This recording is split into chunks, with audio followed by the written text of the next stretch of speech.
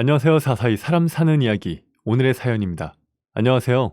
인천에서 작은 프랑스 음식점을 운영하고 있는 41세의 김준호입니다.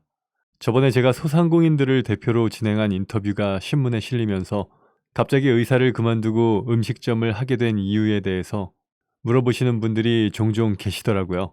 그래서 부끄럽지만 그렇게 되기까지의 제 이야기에 대해 몇 자 적어보려고 합니다.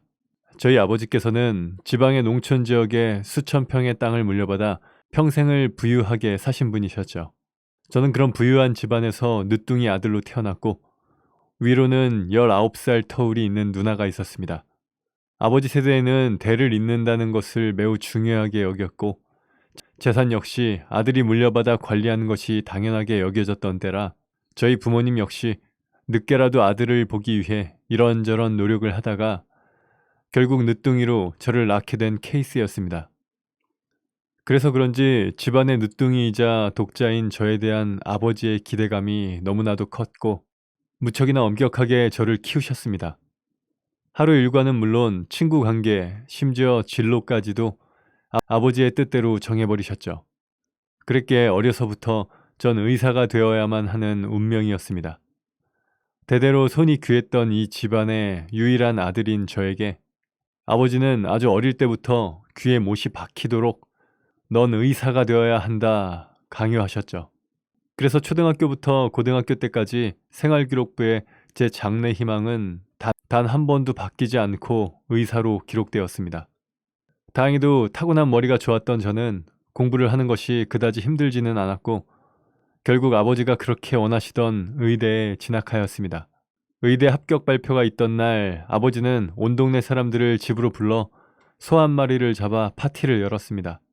제 생에 그렇게 많은 고기를 본 적도 먹어본 적도 없었죠. 그날 아버지의 모습은 일평생 제가 보았던 그 어느 날보다 행복해 보이셨습니다. 아버지의 소원을 들어드린 것 같아 저 역시 기분이 좋았죠. 그렇게 몇 년간 정신없는 의대생 시절과 인턴 생활을 마치고 군의관으로 군복무하게 되었습니다. 그런데 역시 사람은 군대에 가면 생각이 많아진다고 하더니 저 역시 생전 해보지도 않았던 고민을 하게 되더군요. 난 무엇을 위해 살고 있는 걸까?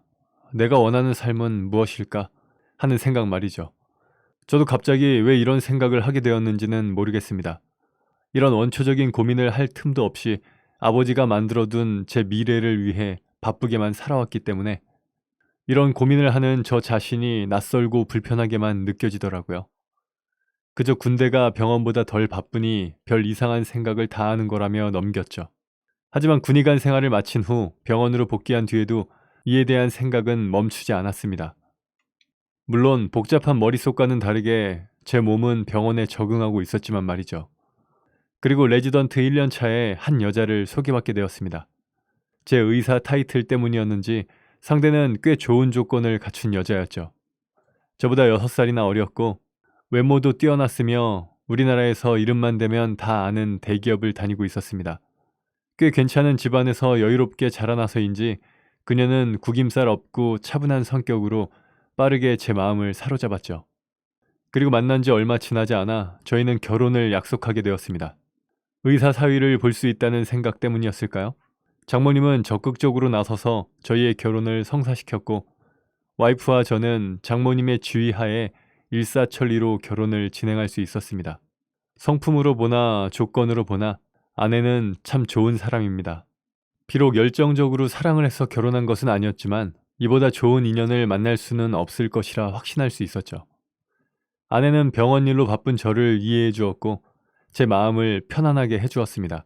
그리고 쉬는 날이면 아내와 저는 이런저런 대화를 나누기도 했죠. 연애 기간이 짧아서 그런지 아내는 저와 많은 대화를 하고 싶어 했거든요. 결혼 전까지 집에서는 그저 아버지의 뜻을 따라 행동하고 생각하던 제가 누군가와 속마음을 나눈다는 것이 조금 생소하기도 했지만 아내는 제 마음속 깊은 곳에 있던 이야기를 솔직하게 털어놓을 수 있도록 대화를 잘 이끌어 주었습니다. 그 때문에 전 가끔 아내가 신경정신과 의사 같다는 느낌을 받을 때도 있었죠. 그렇게 아내와 이런저런 이야기 나누면서 저는 제가 원하는 삶에 대한 것을 구체적으로 생각해 볼 수 있었습니다. 그리고 아버지는 왜 나에게 삶에 대해 주체적으로 생각해 볼 기회를 주지 않으셨을까 하는 의문을 품게 되었습니다. 하지만 이것에 대해 아버지와 대화를 나눠볼 용기는 나지 않았네요. 저에게 아버지는 그만큼 무서운 분이었으니까요. 그러던 어느 날 제 삶의 전환점이 되는 사건을 마주하게 되었습니다. 설날을 맞아 아내와 같이 아버지 집을 방문하게 되었을 때 아버지와 저녁을 먹고 난 후 저는 근처에 사는 누나 집에 갔습니다. 누나는 어릴 적부터 살았던 이 동네에서 쭉 머물며 초등학교 때 친구였던 매형과 결혼까지 했습니다. 한 번은 누나에게 이곳을 떠나 도시에서 살고 싶지는 않냐고 물었지만 누나는 편하고 정겨운 이곳에서 행복하게 지내는 것 외에 다른 욕심은 없다고 말했습니다. 아버지의 뜻대로 시골에서 열심히 공부하고 상경하여 하루하루 바삐 살아가던 저의 눈에 누나가 사는 세상은 마치 다른 세계처럼 느껴질 때도 있었죠. 그날 아내와 함께 누나 집에 도착하자 누나의 아들, 저에게는 조카가 오랜만이라며 반갑게 맞아주었습니다. 호칭상 조카이긴 하지만 누나와 제가 19살이나 차이가 났기에 조카보다는 거의 제 또래에 가까웠죠. 그래서 저희는 어릴 적부터 친구처럼 지내곤 했습니다. 그런데 친구 같은 조카와 거실에 앉아 근황 이야기를 나누는 중 갑자기 방문이 벌컥 열리더니 누나의 시어머니가 방 밖으로 걸어 나오셨습니다. 저는 반가운 마음에 안녕하세요. 잘 지내셨어요? 하고 인사를 했죠. 사돈이기는 하지만 어릴 때부터 한 동네에 살았기 때문에 어려운 느낌보다는 친근한 느낌이 많이 듭니다. 그리고 누나의 시어머니는 오랜 기간 치매를 앓고 계셨고 이제는 거의 가족들을 못 알아보는 지경에 이르셨다고 들었죠. 그 과정에서 정확한 진단을 위해 제가 나서 이것저것 알려드리기도 했습니다. 그런데 방 밖으로 나오신 누나의 시어머니가 밝게 인사하는 저를 보더니 대뜸 살아있었어? 죽었다고 하지 않았어? 하며 다가오시더군요. 그래서 제가요? 하면서 웃는데 안사돈께서 하시는 말씀이 외국에 갔다가 네 처랑 둘 다 죽었다고 했어. 그래서 김가 양반이 난리가 났었잖아. 살아있었구나. 다행이야. 라고 말씀하시더군요. 그때 갑자기 달려온 누나가 허둥지둥하며 시어머니를 방으로 데리고 들어가 버렸고 조카 역시 꽤나 당황한 기색으로 제 눈치를 살피더군요. 저게 도대체 무슨 말이냐 물으니 조카는 그냥 치매라서 그러시다고 하는데 저는 뭔가 이상하다고 느꼈습니다. 사실 대부분의 치매 환자는 본인의 현재를 잊은 채 과거만을 기억하곤 합니다. 그런데 누나의 시어머니가 하시는 말씀은 당초에 들어본 적 없는 이야기였죠. 날 다른 사람으로 착각한 건가? 하는 생각을 하기도 했지만 사돈께서 말씀하시는 김가 양반이라는 건 분명히 동네 어르신분들이 아버지를 지칭하는 단어였죠. 왠지 모를 찝찝한 기분에 저는 누나에게 도대체 안싸돈이 하신 말씀이 뭐냐고 물었습니다. 계속 아무것도 아니라며 그냥 노인네 헛소리라고 발뺌을 하던 누나는 제가 치매에 대한 특성을 이야기하면서 아예 없는 얘기를 하실 리 없다고 추궁하자 결국 입을 열었습니다.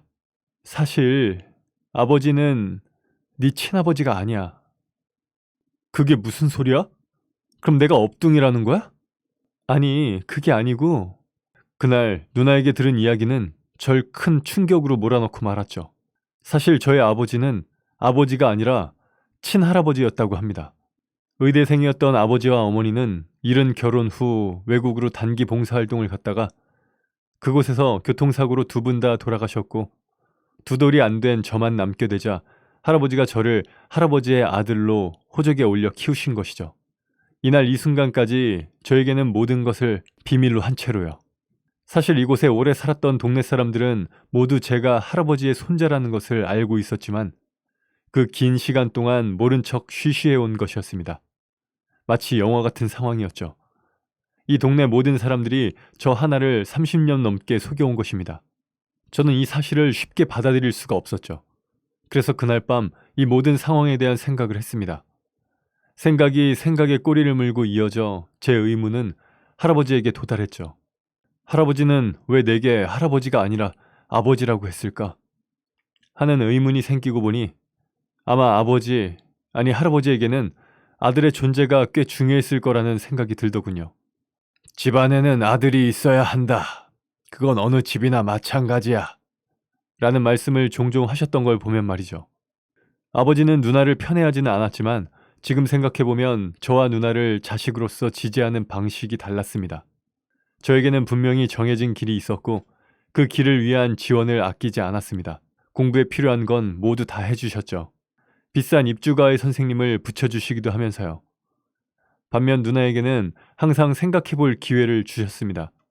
그 덕에 누나는 인생에서 중요한 순간마다 매번 본인의 의지대로 선택할 수 있었죠.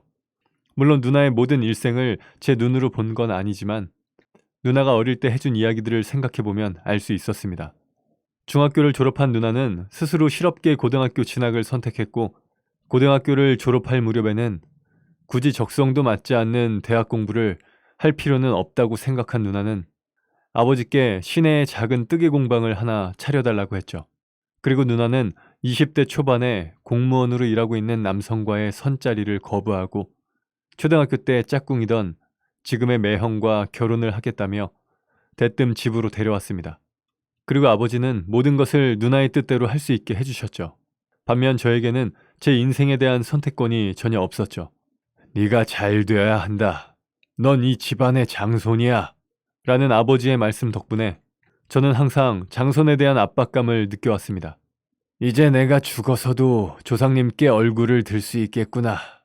제가 의대를 졸업하던 날 할아버지가 저에게 하신 말씀이었습니다. 의대생이었던 아버지가 돌아가셨으니 손자인 나를 아들 대신 의사로 키우고 싶었던 걸까요? 의사 아들, 이것이 할아버지가 나에게 바라던 모습이었던 거겠죠. 만약 할아버지가 진짜 내 아버지였다면 내가 스스로 미래를 생각하고 선택할 수 있는 기회를 열어주시지 않았을까? 생각이 이렇게까지 미치자 저는 할아버지에 대한 원망이 생기더군요. 아무리 생각해도 저는 돌아가신 아버지의 대체품, 그 이상도 그 이하도 아닌 것 같았습니다. 모든 사실을 알게 된 날 저는 밤을 꼬박 새우며 머릿속으로 이 상황을 정리해보려 애썼고 아침이 되기 전 할아버지를 보지도 않고 아내와 집으로 올라와 버렸습니다. 하지만 할아버지의 전화가 없던 것으로 미루어 보아 아마 고모가 할아버지께 모든 이야기를 한 것 같았습니다. 그리고 아내 역시 저에게 아무런 말도 하지 않았습니다. 그전까지 아내에게 내가 무엇 때문에 이렇게 살아온 건지 모르겠다는 말을 많이 했기에 이제야 그 대답을 찾은 제 마음이 많이 힘들 것이라는 것을 아내는 알고 있었을 겁니다. 그날 이후로도 몸은 여전히 병원에 나갔지만 정신적으로 받은 충격에서 헤어나오기까지는 시간이 꽤 걸렸던 것 같습니다. 아내는 힘들어하는 저를 가장 가까이에서 지켜줬고 덕분에 저는 머릿속이 복잡했던 나날들을 겨우겨우 버틸 수 있었죠. 그리고 마침내 저는 결심을 했습니다. 나 의사를 그만두고 외국으로 가고 싶어. 그래? 자기가 하고 싶은 일을 찾았어? 아직 그런 건 아니야. 그런데 여유를 갖고 나에 대해 진지하게 알아가 보고 싶어. 내가 무엇을 좋아하는지, 무엇을 싫어하는지, 무엇을 잘하는지, 무엇을 못하는지. 아내는 다시 그걸 외국에 가서 하고 싶은 이유가 따로 있냐고 물었고 저는 솔직하게 아버지로부터 달아나고 싶다고 말했습니다. 내가 한국에서 그런 시간을 갖겠다 하면 분명히 난 다시 가로막힐 거야. 조금은 불안한 마음을 억누르며 애써 말했죠. 의사를 그만두겠다는 제 생각을 아내가 반대할 것이라 생각했거든요. 하지만 의외로 아내는 흔쾌히 그래, 그렇게 하자. 나랑 같이 가자. 진짜 김준호를 찾으러. 그리고는 제 손을 꼭 잡아주었습니다. 제 옆에는 항상 든든한 지원군이 하나 있었죠. 하지만 우리가 예상했던 대로 주위 사람들은 모두가 제 선택을 반대했습니다. 특히 장모님은 저에게 크게 역정을 내시기까지 했습니다. 1년만 더 하면 레지던트 끝나고 전문의 시험 보면 끝인데 그만두겠다고? 자네 정말 정신이 어떻게 된 거 아니야? 하지만 장모님의 반응에도 아내와 저는 위축되지 않았고 할아버지에게도 당당히 제 결심을 말했습니다. 평생을 김준호로 산 게 아니라 할아버지의 아들로 살았어요. 지금이라도 제 인생을 찾고 싶어요. 아내가 고모에게 제 오랜 고민들과 감정에 대한 이야기를 이미 많이 해두었기 때문인지 대략의 상황을 전해 들었을 할아버지는 아무런 말도 하시지 않았습니다. 그리고 전 정말로 사표를 내버렸습니다. 할아버지와 고모는 아무 말도 하지 않았지만 장모님은 끝끝내 반대하시며 오늘부로 저희 둘을 안 볼 테니 인연을 끊자고까지 하셨습니다. 부모 도움 없이 하고 싶은 대로 잘 해보라는 악담도 하셨죠. 그날부로 저희는 살던 집과 차를 팔았고 퇴직금이 두둑이 들어있는 통장과 함께 한국을 떠났습니다. 그리고 아내와 저는 우선 이곳저곳을 떠돌아다녔죠. 제 인생 처음으로 해보는 배낭여행은 정말 황홀했습니다. 아내와 이런저런 책도 읽고 좋은 풍경을 보며 여러 가지 상상을 했죠. 마치 모래를 처음 만지는 아이처럼 모든 것이 새롭고 신기했습니다. 저는 제가 가진 모든 감각을 열고 그것들을 느끼고 경험했죠. 그렇게 얼마 동안 떠돌아다니면서 몇 가지 저에 대한 사실을 알게 되었는데 그건 바로 제 미각이 꽤나 예민하다는 것이었습니다. 그리고 생각보다 로맨스 소설은 제 취향에 잘 맞더군요. 공부하느라 제대로 못 해본 연애를 책으로 배워 와이프한테 써먹었다가 혼나기도 했죠. 뼛속까지 이과라고 생각했던 저는 재미있는 스토리를 꽤나 잘 구상하기도 했고 요리하는 것에도 큰 흥미를 느꼈습니다. 특히 요리를 다 하고 접시에 섬세하게 플레이팅을 하거나 빵을 구워 데코레이팅 하는 게 그렇게 재미있을 줄 몰랐죠. 그래서 아내와 이 나라 저 나라를 돌아다니며 요리 실력도 참 많이 늘었습니다. 식자재를 보는 안목 또한 좋아졌고요. 그러다가 운명 같은 일이 생겼습니다. 사람이 많지 않던 프랑스의 한 골목을 거닐다 너무 배가 고파서 들어간 가게에서 놀라울 정도로 맛있는 파이를 발견하게 된 거죠. 그래서 다음날도 그 파이를 사 먹으러 가게에 들렀고 일정상 그곳을 떠나야 했을 때는 차마 발길이 떨어지지 않더군요. 그래서 저는 아주 조심스럽게 가게 주인에게 파이 레시피를 물어보며 제 사정을 말했죠. 한국에서 왔으며 의사를 그만두고 제 자신과 꿈을 찾아 여행 중인 여행객인데 이 가게의 파이 때문에 제 미래에 대한 영감을 얻게 되었다고 구구절절 이야기했습니다. 처음에는 레시피를 알려줄 수 없다며 단호하게 말하던 식당 주인도 제 사연을 듣고는 흔쾌히 레시피를 알려주었습니다. 그리고 저와 아내는 여행 계획을 바꾸고 그곳에 머물며 그 파이를 만들고 또 만들었죠. 똑같은 파이만 거의 20번 정도 구웠을 때 마침내 아내 입에서 어머, 그 집 파이랑 맛이 똑같아 라는 말이 나왔습니다. 저는 당장 파이 가게 주인에게 달려가 제가 만든 파이를 건넸고 맛을 본 그분은 본인의 후계자를 해도 되겠다고 하시며 극찬해 주더군요. 그날 이후 전 본격적으로 베이킹을 연구하기 시작했습니다. 인터넷도 찾아보고 책도 보며 각종 베이킹 재료와 밀가루에 대해 연구를 해보니 결국 이 또한 의학과 같이 과학을 바탕으로 하고 있다는 것을 깨달았습니다. 모든 재료가 어우러지는 비율과 적당한 온도, 그리고 내가 쏟는 정성까지 말이죠. 며칠을 베이킹에 열을 올리자 아내가 요리 학교에 다녀보면 어떻겠냐고 권했고 그때부터 1년 동안 프랑스어 공부에 매진했습니다. 그리고 불어로 어느 정도 소통이 가능한 수준이 되었을 때 요리학교 시험을 받고 합격의 기쁨을 맛본 후 3년간 열심히 요리 공부를 했습니다. 이렇게 총 5년간의 외국 생활 동안 저 김준호를 찾은 느낌이 들었고 요리학교를 졸업한 저는 아내와 함께 한국으로 돌아왔죠. 아내와 이 나라 저 나라를 돌아다니다가 유학까지 마치고 오는 5년 동안 2억을 넘게 썼더군요. 하지만 저 자신에 대한 확신과 꿈을 찾은 이상 큰 걱정은 없었습니다. 한국에 돌아온 우리는 전에 살던 집보다 작은 집을 구했고 대출을 받아서 작은 프랑스 식당을 오픈해 제과류를 함께 판매하기 시작했습니다. 작은 규모라서 많은 손님을 받을 수는 없었지만 다녀간 손님들은 저희 가게를 아주 좋아하셨죠. 음식이 맛있다는 칭찬 세례를 받기도 했습니다.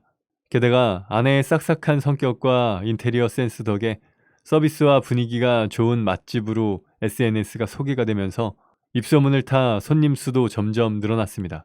그렇게 가게 오픈 후 정신없이 몇 달이 지나고 아내로부터 무거운 이야기를 전해 듣게 되었습니다. 할아버님이 편찮으신가 봐. 고모님께 연락이 왔어. 저는 그날 이후 할아버지 고모와 연락을 안 했지만 아내는 지속적으로 연락을 주고받고 있다는 것을 알고는 있었습니다. 아내는 저에게 안 좋은 일이 있었고 꽤 오랜 기간 연락을 끊고 살았지만 그래도 어쨌거나 할아버님은 당신을 키워주신 분이라며 이렇게 얼굴도 못 뵌 채 돌아가시면 나중에 후회할 거라며 저를 설득했죠. 며칠의 고민 끝에 저는 할아버지를 뵈러 가기로 결심했습니다. 아내는 처음 우리가 20번 만에 성공한 파이 그거 만들어 가자. 그 파이 맛보시면 좋아하실 것 같아. 라고 하더군요. 그래서 아내의 제안대로 저를 요리의 세계로 인도한 그 파이를 정성껏 만들어 할아버지를 만나러 갔습니다. 요양병원에 누워 계시는 할아버지의 병실로 들어가자 고모가 깜짝 놀란 얼굴로 어머 준호야. 아버지 준호 왔어요. 일어나 보세요. 준호라는 소리에 희미하게 눈을 뜬 할아버지는 저를 바라보다가 이내 눈시울이 빨갛게 되셨습니다. 5년 사이에 너무나 늙어버린 할아버지의 모습에 저도 목이 메었습니다. 할아버지의 손을 잡고 아무 말도 못하고 있는데 아내가 할아버지 이것 좀 드셔보세요. 준호 씨가 직접 만들었어요. 하며 파이를 잘라왔죠. 고모가 파이를 조금 잘라 할아버지 입에 넣어드렸더니 입맛에 맞으셨는지 금세 한 조각을 다 드시더군요. 요즘 입맛이 없다고 통 드시는 게 부실했는데 이건 다 드시네. 준호가 요리도 잘했구나. 정말 맛있다. 하며 고모 역시 맛있게 드셨죠. 그날 이후로 저와 아내는 종종 직접 만든 음식을 들고 할아버지께 찾아갔습니다. 요즘 통 음식을 못 드신다 했는데 제가 들고 간 음식은 잘 드시더군요. 그래서 저는 해드릴 수 있는 음식은 최대한 만들어 드리려 노력했고 제 노력을 아시는지 할아버지도 매번 맛있게 드셨습니다. 하지만 1년이 지나며 할아버지의 건강이 급격하게 나빠졌고 유동식밖에 드실 수 없는 상황에 이르렀습니다. 그래서 저는 할아버지를 위해 부드러운 수프를 만들어가 직접 먹여드렸죠. 아기처럼 음식을 받아 드시던 할아버지는 눈물을 흘리셨고 목이 맨 소리로 말씀하셨습니다. 할애비가 미안타. 할애비 욕심이 과해서 네 생각은 안 하고 살았어. 미안하구나. 조만간 네 엄마 아빠 만나면 미안해서 어찌할꼬. 순간 제 눈에도 눈물이 차올랐습니다. 할아버지, 그동안 잘 키워주셔서 정말 감사해요. 그 말씀을 너무 드리고 싶었는데 계속 말씀을 못 드렸어요. 죄송해요, 할아버지. 그리고 며칠이 지나지 않아 할아버지께서는 의식을 놓으셨고 88세의 나이로 세상을 떠나셨습니다. 그때까지도 저는 호적상 여전히 할아버지의 아들이었기에 많은 재산을 상속을 받을 수 있었지만 저는 고모가 친자식으로서 재산을 가장 많이 상속받는 것이 맞다고 말씀드렸습니다. 할아버지의 재산 대부분이 부동산이었기에 당장 제가 관리할 수 있는 부분도 아니었고요. 그러자 고모는 제가 다른 손주들보다 많은 부분을 상속받을 수 있게 해주었습니다. 넌 할아버지한테 아들이기도 했어. 고생했어, 준호야. 미안하고 고맙다. 그리고 할아버지 재산은 제가 직접 모시기로 했습니다. 제가 요리사니까요. 할아버지가 좋아하실 만한 음식은 제가 가장 잘 만들 수 있다고 생각했죠. 할아버지가 돌아가시기 전에 제가 만든 음식을 거의 다 드셔보셨다는 것이 정말 다행입니다. 그리고 우리 부부는 요즘 아이를 갖기 위해 노력 중이죠. 하지만 장모님은 지금도 저와 아내를 보려고 하지 않으십니다. 다시 병원으로 돌아가 전문의를 따오면 그때 보겠다고 하시는데 글쎄요. 나중에 정말 다시 병원이 가고 싶다면 그때 제 선택으로 돌아갈 수도 있겠죠. 하지만 지금은 아닌 것 같습니다. 저는 여전히 하고 싶은 게 많은 40대거든요. 아직도 누군가는 저에게 의사라는 직업을 내려놓은 것이 아깝지 않은지 묻고는 합니다. 하지만 저는 전혀 아깝지 않아요. 30년 넘게 내 자신이 좋아하는 것이 무엇인지조차 모르고 살았던 제가 이제 김준호라는 저 자신을 찾았으니까요. 앞으로 저라는 사람을 천천히 들여다보고 제 스스로 인생의 방향을 결정해 나가려고 합니다. 사랑하는 아내와 함께 말이죠. 언젠간 그림 그리는 것에도 도전해보고 싶어요. 아내와 함께 여행을 하며 본 아름다운 풍경을 저의 해석으로 표현해보고 싶네요. 청소년기에 했어야 할 자아 탐구 과정을 이제야 거치고 있지만 아내는 언제나 저를 응원해주고 있습니다. 사랑하는 저의 아내에게 항상 감사하는 마음으로 행복하게 살아가도록 하겠습니다. 지금까지 제 이야기를 들어주셔서 감사합니다. 네, 오늘 사연은 여기까지입니다. 사람 사는 이야기 채널 구독과 좋아요, 알람 설정 부탁드립니다. 감사합니다.